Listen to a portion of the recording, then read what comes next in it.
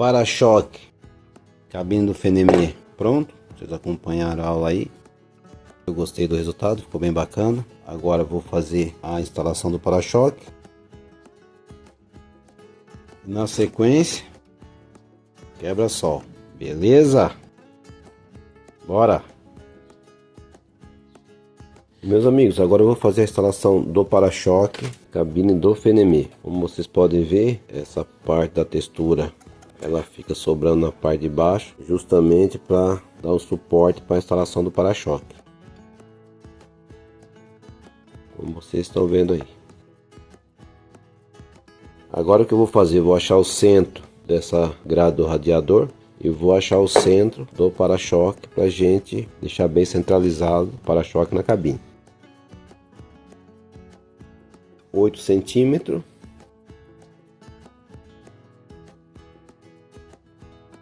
Marquei o centro, 4 centímetros. Agora, para achar o centro do para-choque, eu sempre acho mais fácil marcar uma folha de sulfite. A gente pega a medida total do para-choque.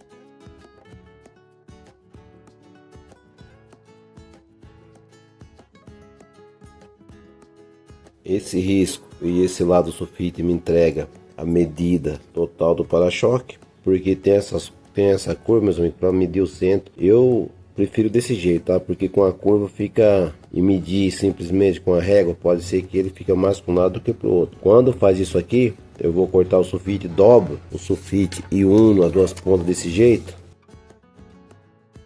Aqui eu tenho o meio exato do para-choque.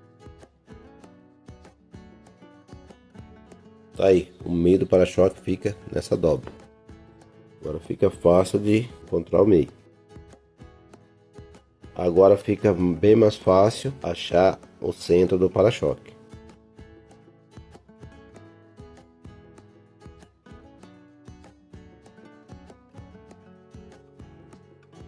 Para-choque centralizado. Agora eu vou alinhar essa marcação do centro do para-choque com essa marcação do centro, detalhe grade radiador.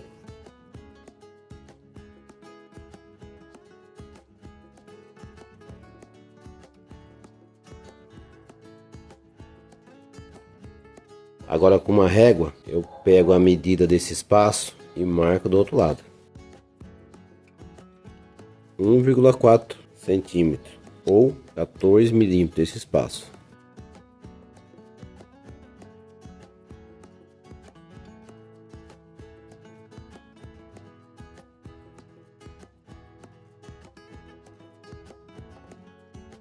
(14 milímetros) a altura desse espaço, meus amigos. Agora sim, centralizado o para-choque, ponto de centralização e traço para deixar o para-choque reto. Agora vamos posicionar e fazer a colagem usando a cola instantânea.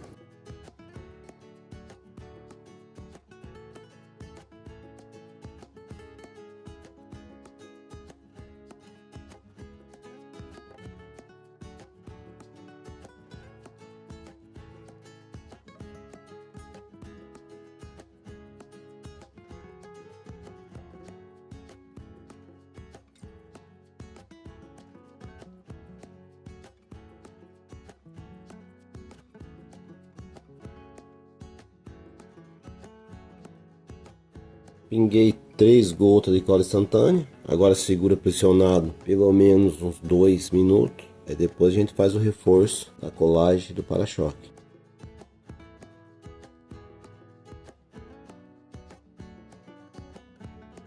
Os pontos de cola já estão secos o suficiente para reforçar a cola na parte de baixo do para-choque. E também eu vou colar um pedaço do MDF para reforçar ainda mais a instalação do para-choque. Nessa parte só, meus amigos, tá o plástico PS. Colocar um pedaço de MDF usando a cola instantânea já vai dar um reforço bacana aí no para-choque. Vai ficar bem firme. Então vamos finalizar a colagem essa parte do plástico PS. Na sequência reforçar com um pedaço do MDF.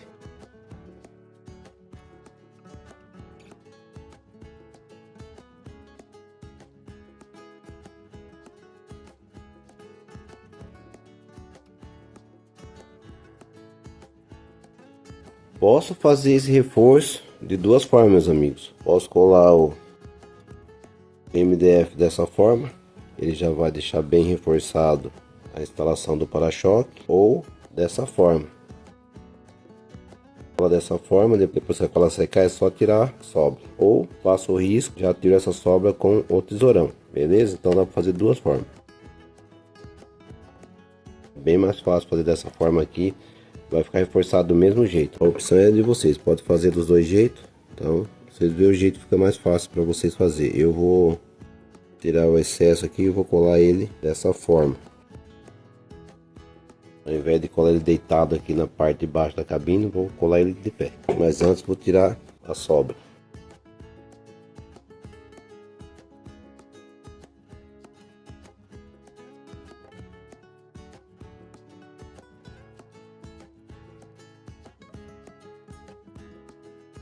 Pronto, tira do MDF, cortei na altura o detalhe do plástico PS. E esse plástico PS já fiz essa sobra para fazer o ajuste e a instalação do para-choque mais fácil. Porque tendo uma base para escorar a parte de baixo do para-choque, meus amigos, fica bem mais fácil aí de fazer a instalação. Positivo? Agora vamos aplicar a cola instantânea e finalizar a instalação do para-choque.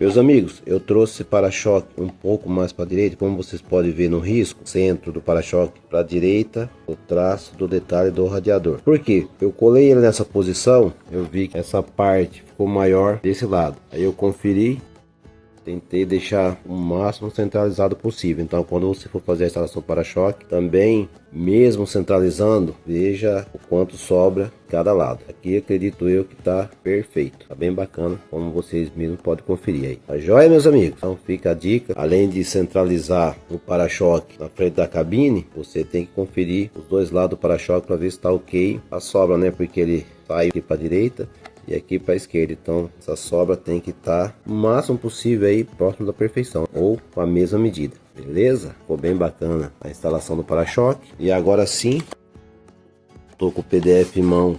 Tem aqui a construção dos paralamas, que esse caminhão ele vai ser um bitruque, né? Mas lembrando que essa cabine pode fazer o caminhão aí com a carga que você achar melhor, pode ser basculante, baú, guincho, cavalo mecânico, o que você preferir, tá bom? A cabine serve universalmente para qualquer tipo de caminhão, qualquer configuração de carga que você desejar fazer. Agora o PDF em mãos, eu vou tirar essa parte que eu vou usar para fazer o quebra-sol, e depois quando a gente fizer tudo, finalizar a cabine, aí sim vamos fazer o paralama do bitruque, que é o quarto eixo. Aqui está o PDF do paralama, mas isso aí na sequência das aulas. Agora vamos fazer o quebra-sol. Bora!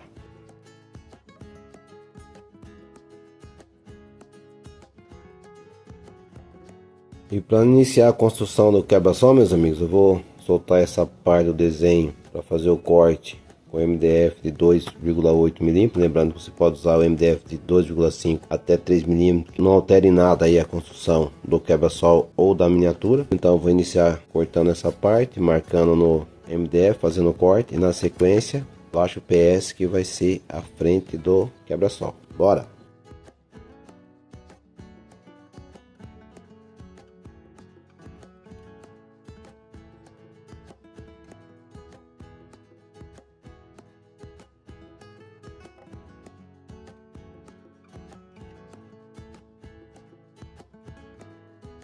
MDF 2,8 mm. Agora eu vou posicionar o desenho no MDF, riscar, transferir esse gabarito para o MDF. Eu vou usar o tesourão e o estilete para fazer o corte, igual eu fiz o corte dos dois lados do para-choque, que é o MDF. Então vamos fazer a marcação. Nesse caso aqui é só uma peça.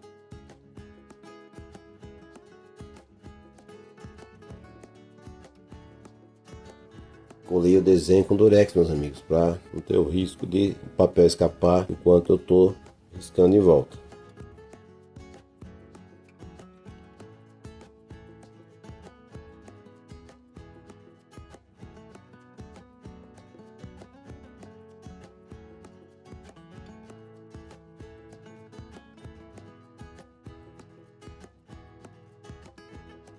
Tesourão, bora fazer o corte.